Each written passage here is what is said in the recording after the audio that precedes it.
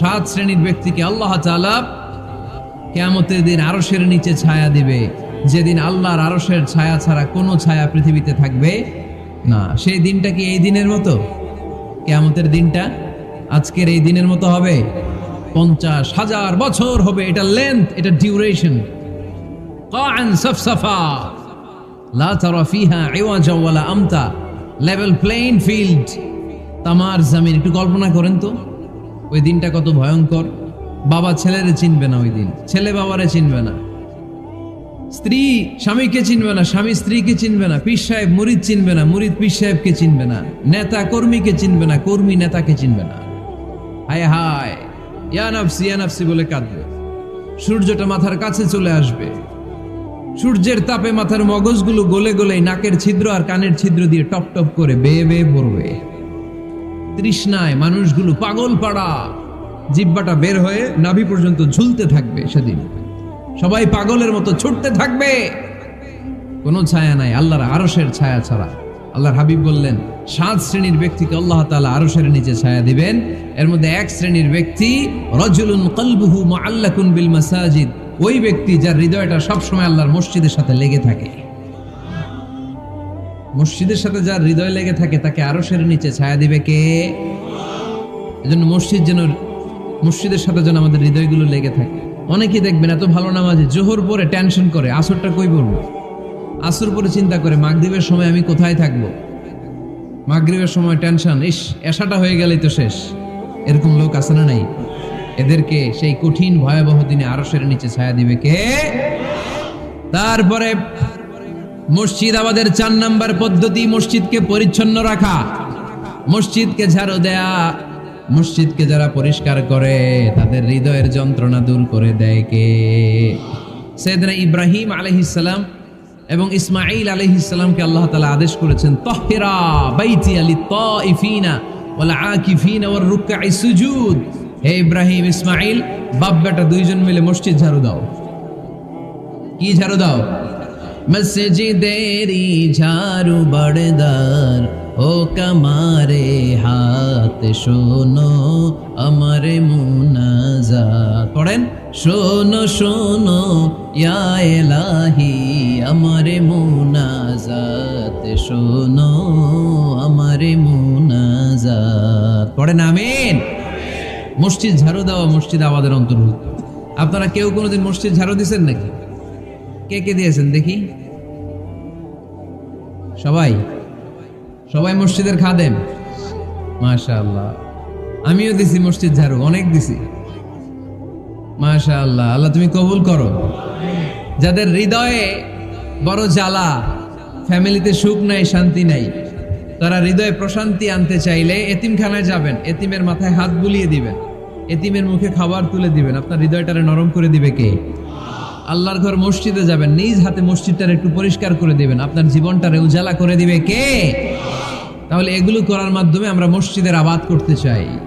আমরা মসজিদের আবাদকারী হতে চাই কি চাই না?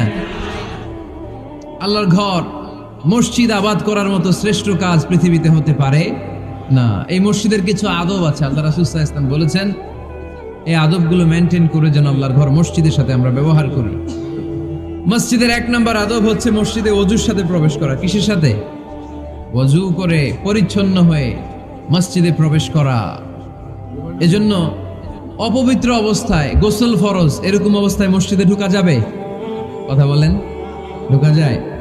যেই নারীদের মাসিক চলতেছে, মেনস্ট্রুয়েশনাল পিরিয়ড চলতেছে, ওই নারীদের পক্ষে মসজিদে ঢোকা জায়েজ আছে? নাই। তাহলে এটা হলো 1 নম্বর আদব। মসজিদে ঢোকার সময় কি করে ঢুকবো? ওযু করে। আওয়াজ করে বলেন, কি করে ঢুকবো? ওযু করে। 2 নম্বর আদব হচ্ছে মসজিদে যাওয়ার সময় সবচেয়ে ভালো জামাটা পরে যাব, সবচেয়ে ভালো পাঞ্জাবিটা পরে যাব। জান তো আপনারা? না সবচেয়ে সিরাটা পরে যান? হ্যাঁ, অনেকের নামাজের জন্য একটা পুরান জামা আছে, সিরা পাড়া, এদিকে হাত উঠাইলে দিতে দেখা যায়, আছে না নাই? সবচেয়ে সিরা পাড়াটা রাখে নামাজের জন্য, কপাল পোড়া। আর সুন্নাতে খাতনার অনুষ্ঠানে গেলে মাশাআল্লাহ লেহেঙ্গা গায়ে দেওয়া যায়, আছে না নাই? না, আপনি ইবাদতের জন্য সবচেয়ে সুন্দর জামাটা রাখবেন।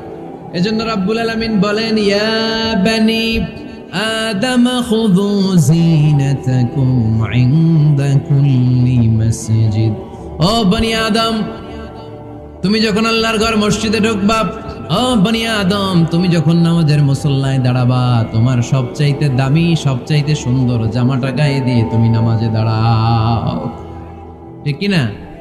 তাহলে এখন মসজিদে যাওয়ার সময় কি গায়ে দিয়ে যাবেন বলেন? কিতা করবেন?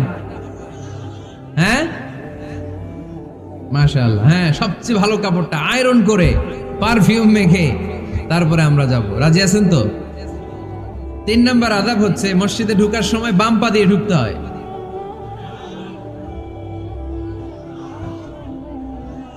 কোন পা? আরো জোরে। এদেরকে গুতা মারা লাগে, নাইলে আওয়াজ বাড়ে না, এরকম ভলিউম টাইট করতে হয়।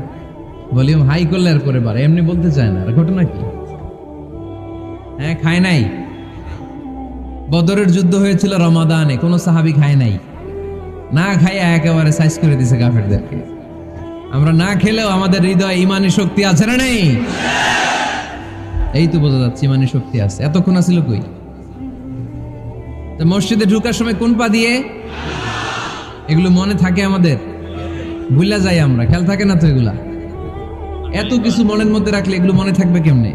মসজিদে ঢুকার সময় কোন পা? আরো জোরে। বেরোয়ার সময় কোন পা? মনে থাকবে?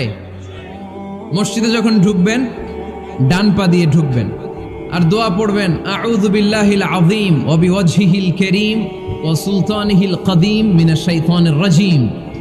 বিষ্ণু সাল্লাল্লাহু আলাইহি ওয়াসাল্লাম বললেন, যে ব্যক্তি মসজিদে ঢোকার সময় এই দোয়াটা পড়বে, শয়তান আফসোস শুরু করে, সে বলে, হায় হায়, আজকের দিনের জন্য, সারা দিনের জন্য তো তুই আমার ওয়াসওয়াসা থেকে বেঁচে গেলি, আজকের সারা দিনের জন্য তোরে আমি হারালাম, আজকের সারাটা দিন আল্লাহর পক্ষ থেকে প্রোটেকশন নিয়ে তুই বেঁচে গেলি, আজকের জন্য যা, কালকে তোরে আমি ধরবো। এজন্য এই দোয়াটা পড়ার দরকার আছে না?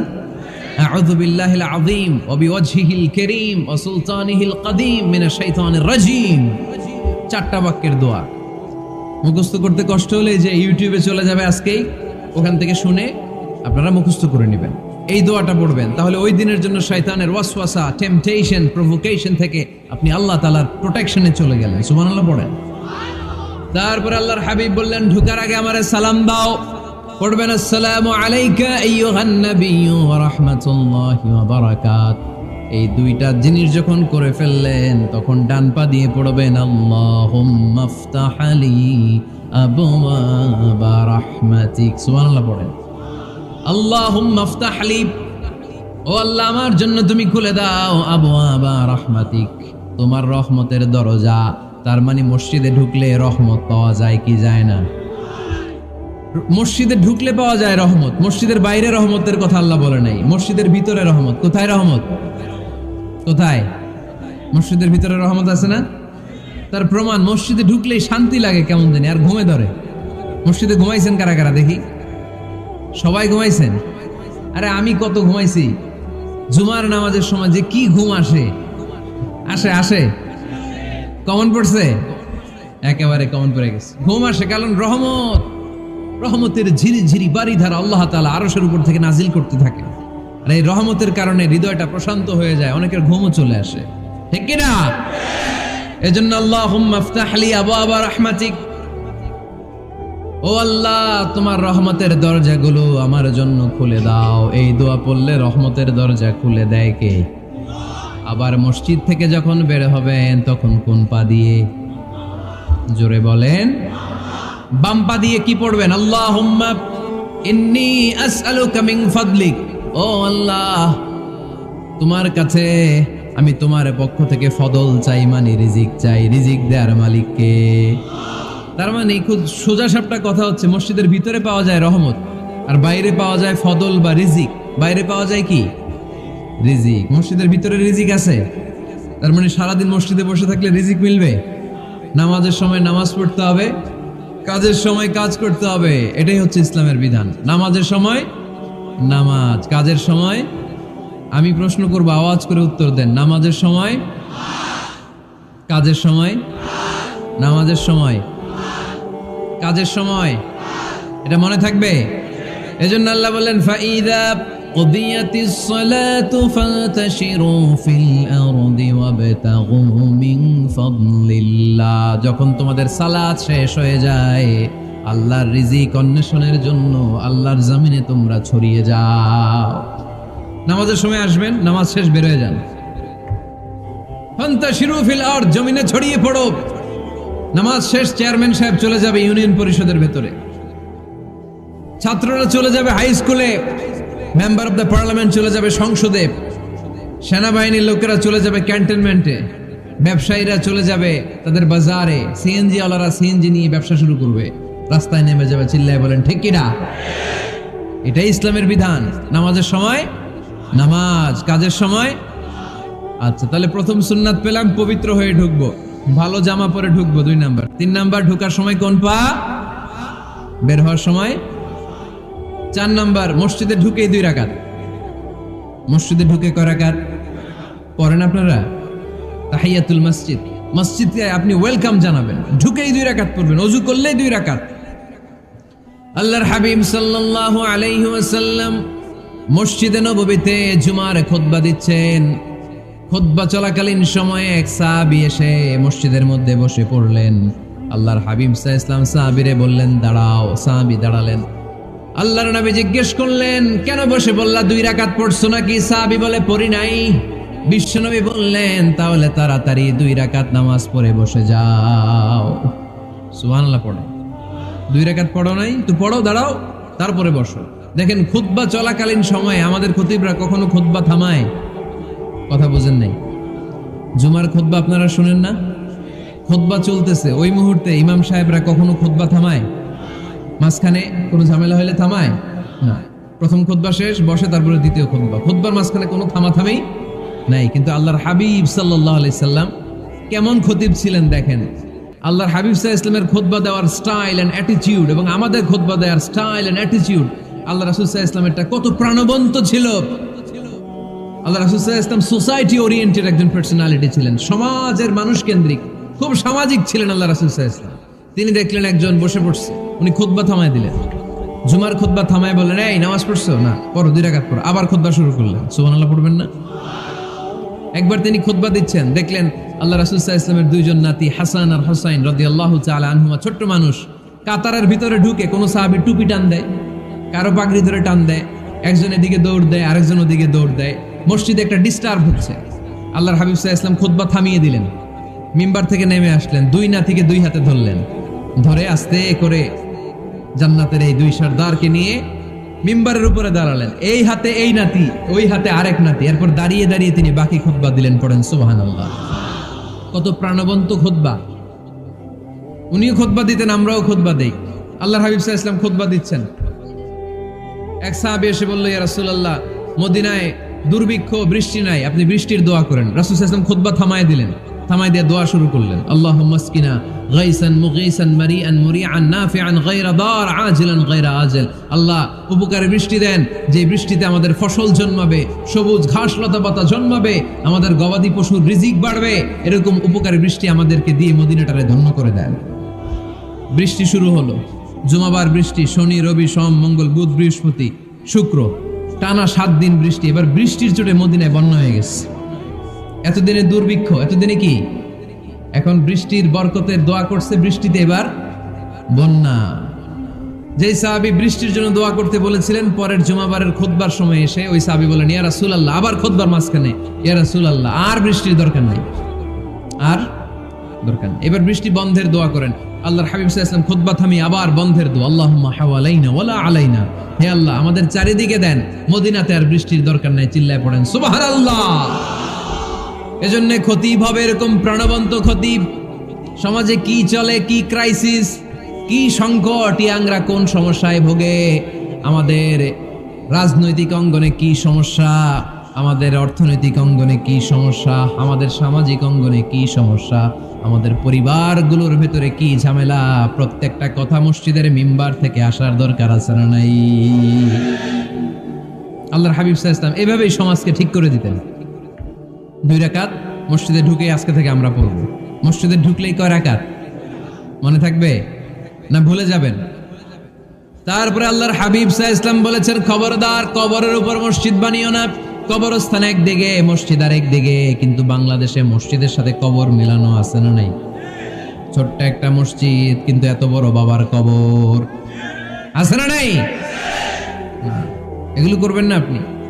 আগে হবে মসজিদ, পরে কবরস্থান। যেমন মসজিদে নববী হয়েছে আগে, তারপরে বিশ্বনবীর কবর এখানে আছে না নাই? মসজিদে নববী প্রতিষ্ঠিত হয়েছে আগে, পরে বাকি কবরস্থান আছে না নাই? কিন্তু কোন আল্লাহর ওলির কবরস্থানের উপরে যদি মসজিদ বানান, তার উপর লানাত দিয়েছে কে? লানা রাসূলুল্লাহ আলাল ইয়াহুদ ওয়ান নাসারা ইত্তাখাযু কুবুর আমবিয়াইহিম মাসাজিদা। আল্লাহর রাসূলের লানত ইহুদি নাসারাদের উপর, কারণ ইহুদি আর নাসারাদের একটা খাসলাত, একটা বৈশিষ্ট্য ছিল, তারা তাদের নবীদের কবরের উপরে মসজিদ বানায় ফেলতো। এটা করা যাবে? এজন্য এলাকায় এলাকায় এই ঝামেলা, কবর আর মসজিদ হবে আলাদা।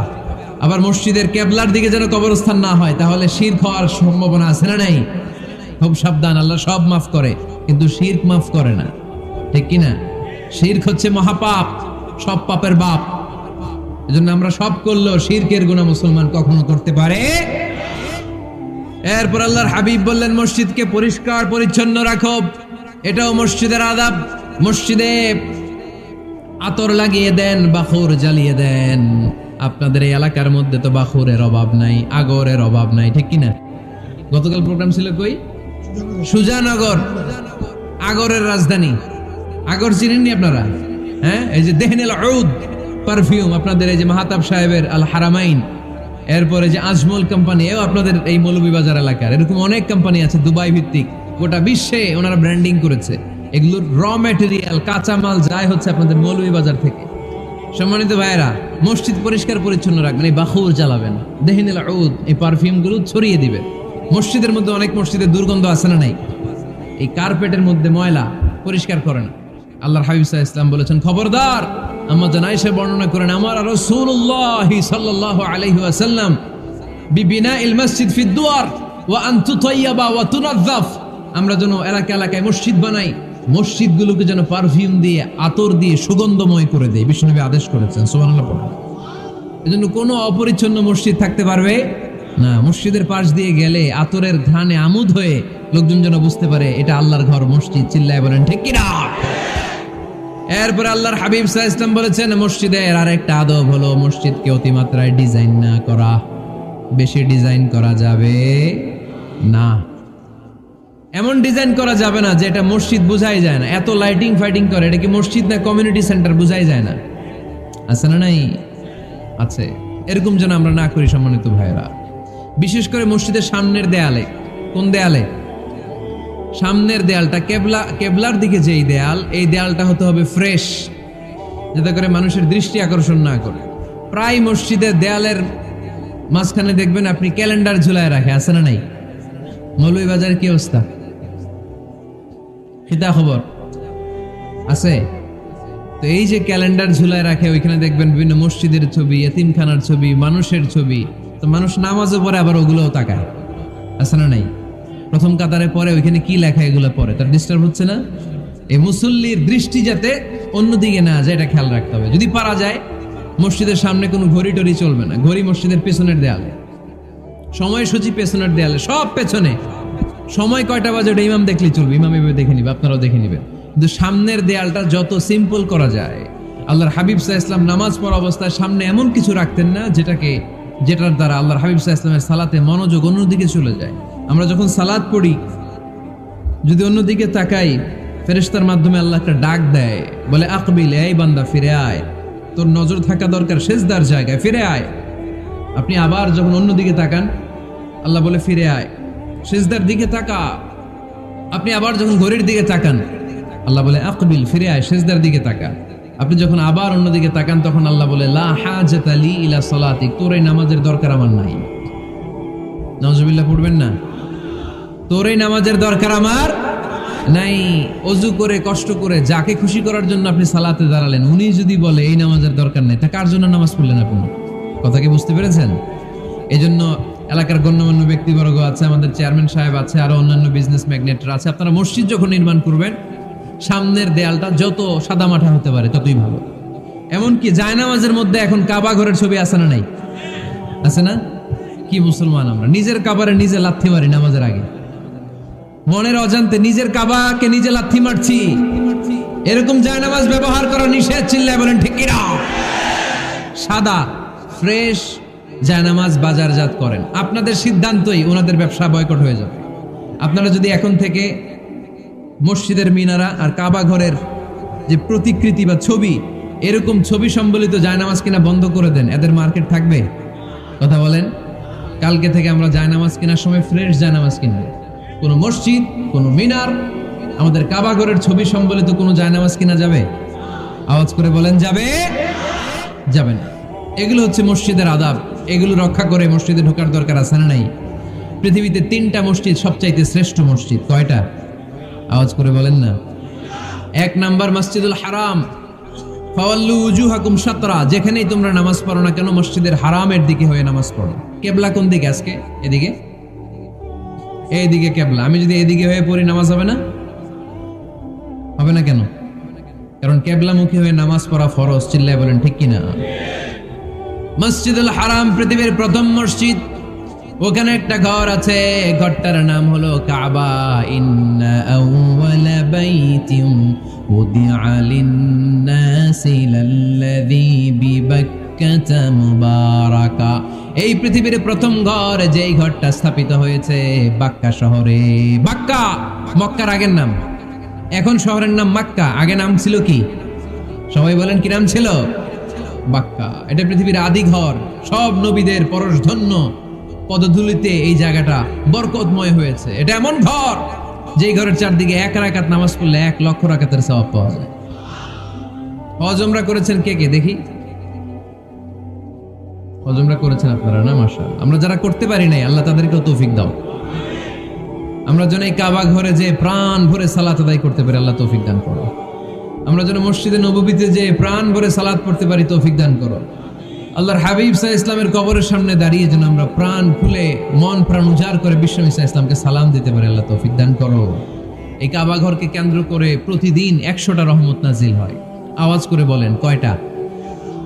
আল্লাহর হাবিব বললেন প্রতিদিন, প্রতিনিয়ত 100টা রহমত নাজিল হতেই থাকে। 60টা রহমত তাদের উপর নাজিল হয় যারা কাবা ঘরের চারদিকে তাওয়াফ করে। 40 লিল মুসাল্লিন, বাকি 40টা নাজিল হয় যারা কাবা ঘরের পাশে নামাজ পড়ে।